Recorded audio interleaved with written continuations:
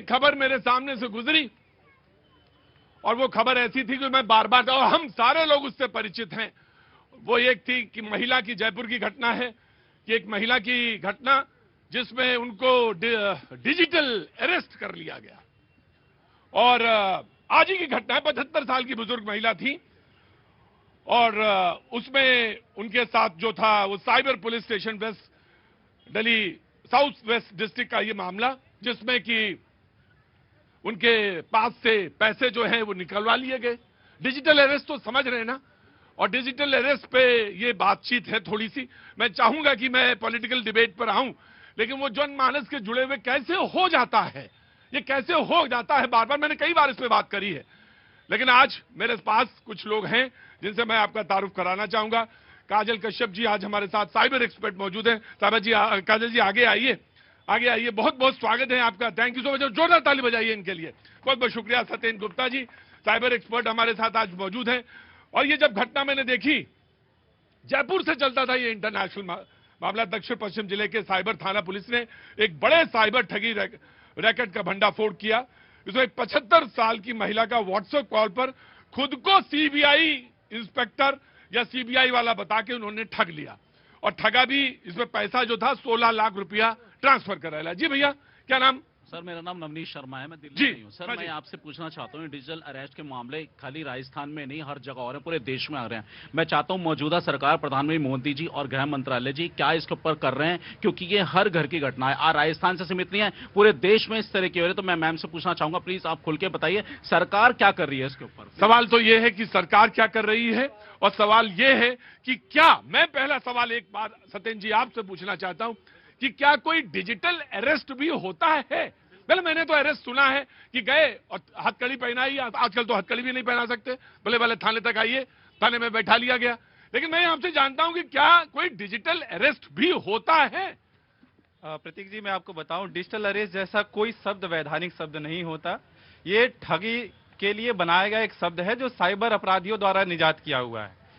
कोई भी अरेस्ट आज के भारत समाज में किसी भी विधान में ये नहीं है कि वो डिजिटली किया जाएगा, और ना कि कोई सीबीआई, ईडी या कोई पुलिसकर्मी आपको अरेस्ट डिजिटली कर सकता है। मतलब कोई कॉल करके कहे कि मैंने आपको, मैं सीबीआई या मैं ईडी या मैं फला ऑफिसर बोल रहा हूं और जगह से, और आपके पास से आपके बेटे ने ये अपराध किया है, यही आता है कॉल कि आपके बेटे ने अपराध किया है और मैं, वरना ये करिए वो ये करिए। तो ये जो इस तरह के अपराध हो रहे हैं, उनका एक सवाल था, क्या, पहला चीज मैं आपसे जानना चाहता हूं, क्या कोई नंबर है खासतौर से डेडिकेटेड इसके लिए, जिसमें हम तुरंत फोन करके बताएं? जी मैं आ रहा हूं सर, आ रहा हूं, ऑफकोर्स मैं आऊंगा, आपसे जानूंगा कि जी। डेफिनेटली सर, इसके लिए हमारे पास एक नंबर है 1930। तो 1930 1930 जी। इसके अलावा हमारे पास एक साइबर क्राइम का पोर्टल भी है, नेशनल साइबर क्राइम पोर्टल। अगर आपके साथ किसी भी तरह का अपराध होता है, किसी भी तरह का, फाइनेंशियल, डिजिटल अरेस्ट, किसी भी तरह का, तो आप उस पर जाएं और आप अपनी रिपोर्ट अनोनिमसली या फिर आप उस पर लॉग इन करके भी पूरा कंप्लेंट दर्ज करें। दर्ज करने के बाद आपके पास एक ट्रैकिंग नंबर आएगा, वो आपकी कंप्लेंट सीधा पुलिस में जाएगी, जो आपका नियरेस्ट पुलिस स्टेशन होगा वहां पे जाएगी। देखिए मेरे पास ऐसे अक्सर मेरे पास भी कॉल आते हैं, और वो कॉल आते हैं कि आपकी कोई पॉलिसी चल रही थी, वो पॉलिसी बंद हो गई और उसमें दो किस्तें जमा हो गई थी और 4 किस्तें नहीं जमा हो पाई। अब तो हम बहुत होशियार हो गए, तो हम कहते हैं वो 2 किस्तें जो जमा हुई थी ना, उसमें से 10,000 रुपया और काट लो, बाकी हमको दे दो आके। तो फोन कट जाता है, तुरंत फोन कट जाता है। हाँ जी, हाँ मेरे साथ हुआ है। आपके साथ हुआ है, लेकिन ठगी का शिकार तो नहीं हुए? मैं बोला मैडम मैं पैसे वापस कर दो, बस 10,000 काट के मैं वापस दे दूं। बड़े होशियार। कहाँ के रहने वाले हैं? सर मैं दिल्ली के उत्तर नगर। हाँ दिल्ली के है ना, बड़े होशियार आदमी हैं। लेकिन दिल्ली की ही घटना में जिक्र कर रहा था कि 1.25 करोड़ रुपए उस महिला को देने पड़े। वो कोई जिक्र, राजस्थान की है वो महिला जहां ये घटना हुई। और मैं अगर इसमें से निकालूं, मेरे पास 10-15 केसेस हैं। मैं जानना चाहता हूं सत्येंद्र जी कि ये जो अपराधी हैं वो तो पता चलता कि वो यहां है ही नहीं, वो अपराधी कहीं और देश के बाहर बैठे होते हैं। यहां पे जैसे 3 लोगों को अरेस्ट किया जयपुर वाले में, केस राजस्थान वाले में, और तो अरेस्ट करके लाए उसको, तो पता चला कि वो कहीं बैठे हुए थे कंबोडिया में। बिल्कुल, आप लोगों को समझना पड़ेगा कि ये डिजिटल अरेस्ट एक जगह से नहीं ऑपरेट होता है, ये एक बहुत बड़े इसके पीछे सिंडिकेट शामिल होती है। बहुत सारे लेयर इसके होते हैं। जो तकनीकी सेटअप होती है वो कहीं और पे होती है, खातों का सेटअप कहीं और पे होता है, नंबरों का सिम नंबरों का सेटअप कहीं और पे होता है, अपराधी जो बैठे होते हैं वो कहीं और पे होते हैं। और ये स्टूडियो एक ऐसा स्टूडियो बनाते हैं कि जहां पर आपको लगेगा एक सच्चा पुलिस स्टेशन है, सच्ची सीबीआई का एक पूरा स्टेशन उन्होंने पूरा सेटअप कर रखा होता है। तो इसके पीछे बहुत बड़े गैंग का एक हाथ होता है, जो आप ही के द्वारा साझा की गई निजी जानकारियों को डार्कनेट से निकाल कर। आप इधर से कोई सवाल पूछना चाह रहे थे सर? क्या नाम है आपका? मेरा नाम अमरीश भाटिया है। अमरीश भाटिया जी, यही दिल्ली के रहने वाले हैं? वैसे मैं दिल्ली का रहने वाला, अभी मैं अबू धाबी में रहता हूँ। अबू धाबी में रहते हैं जी? जी साहब, मेरा ये कहना है कि हम बैंक से कभी भी मनी निकालने जाते हैं, 2 लाख भी निकालते हैं तो वो 100 क्वेश्चन पूछते हैं, लेकिन जब डिजिटल अरेस्ट होता है करोड़ों रुपए ट्रांसफर हो जाते हैं, ना बैंक मैनेजर कोई क्वेश्चन करता है, ना एआई कुछ डिटेक्ट करता है कि भाई उससे जो डोरमेट अकाउंट पड़े उसमें करोड़ों रुपए हैं और अचानक से उसमें ट्रांजैक्शन होने लग गई और वो मनी ट्रांसफर होने लग गई। ना बैंक मैनेजर कुछ पूछ रहा है, ना कोई मतलब ऊपर से कुछ इंक्वायरी आ रही है। ये भी ये उसके एस्पेक्ट्स हैं, ये तमाम सारे एस्पेक्ट्स हैं जिन पे गौर करना चाहिए। और यकीन, आपका भी कोई सवाल है? जी, बट ये है कि बैंक, नाम क्या है? ममता भारती। ममता भारती। मैं लखनऊ से हूँ। हाँ। ऐसा नहीं है कि मतलब बैंक वाले, आपके साथ कभी फोन आया? नहीं फोन तो नहीं आया, मगर मैं लखनऊ से हूँ और मतलब मैं पापा को ऐसे देखी हूँ कई बार की। पापा की उम्र क्या है? पैसा रिटायर हो गए। रिटायर हो गए। देखिए, मैंने खास तौर से ये सवाल पूछा था कि पापा की उम्र क्या है। इसमें शिकार कौन लोग हो रहे हैं ये बहुत महत्वपूर्ण है सर। एज ग्रुप बहुत इंपॉर्टेंट है सत्येंद्र जी या नहीं? मैं जानना चाहता हूं, एज ग्रुप इंपॉर्टेंट है? इसमें ज्यादातर बड़े उम्र के बुजुर्ग को टारगेट किया जा रहा है, औरतों को जिनमें इमोशन ज्यादा होता है, बच्चों को, ऐसे लोगों को टारगेट किया जा रहा है। ज्यादातर वुमेन्स को किया जा रहा है, उनसे बच्चे से रिलेटेड विक्टिम बना के कि आपके बच्चे ने ड्रग ट्रैफिकिंग में वो पकड़े गए हैं। यानी वो जो ड्रग ट्रैफिकिंग का मतलब हुआ कि नशे के व्यापार में मुलविस थे या संलिप्त थे। जी हाँ जी, हाँ। नशे के व्यापार में, या फिर आपका बच्चा कहीं गलत काम करते हुए पकड़ा गया है, इस तरीके से वुमेन्स को ज्यादा टारगेट किया जाता है। एक चीज समझ लीजिए, अगर अरेस्ट होगा तो वो थाने में ही बुलाया जाएगा। ये कोई फोन पे नहीं बता के, कोई सुना है कभी कि मैं फोन पे बता कोई आ रहा है कि भैया मैं आ रहा हूं आपके यहाँ? कभी ऐसा सुना है आपने? लेकिन ये हो रहा है और लोग शिकार हो रहे हैं।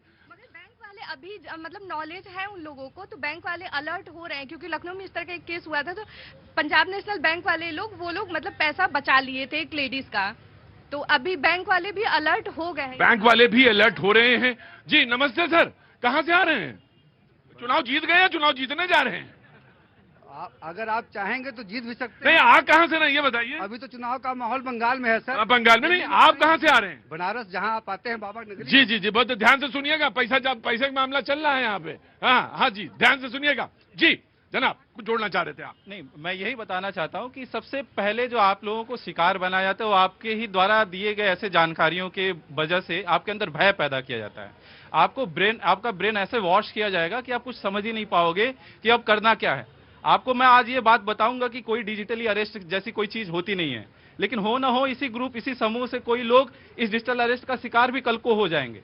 उसका एक बहुत भौतिक नियम है जो आप लोगों को समझने की जरूरत है कि आपके अंदर वो जब भी भय ऐसे पैदा करे तो आप लोगों को अलर्ट रहना है, घबराना। सर वो भय जब आता है ना तो घबरा जाते हैं हम बहुत ज्यादा घबरा। हाँ जी चाचा जी, मेरे बिल्कुल रेगुलर आपका शो देखते हैं, इस वक्त भी वो शायद लाइव देख रहे होंगे। यहाँ आपने यहाँ पे उनको बैठाया भी है।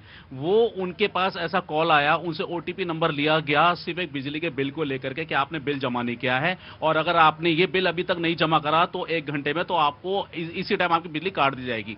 वो इतने इसमें घबरा गए, उन्होंने ओटीपी नंबर दिया, उनके अकाउंट से 56,000 रुपए ऑन द स्पॉट डिटेक्ट कर दिए जी।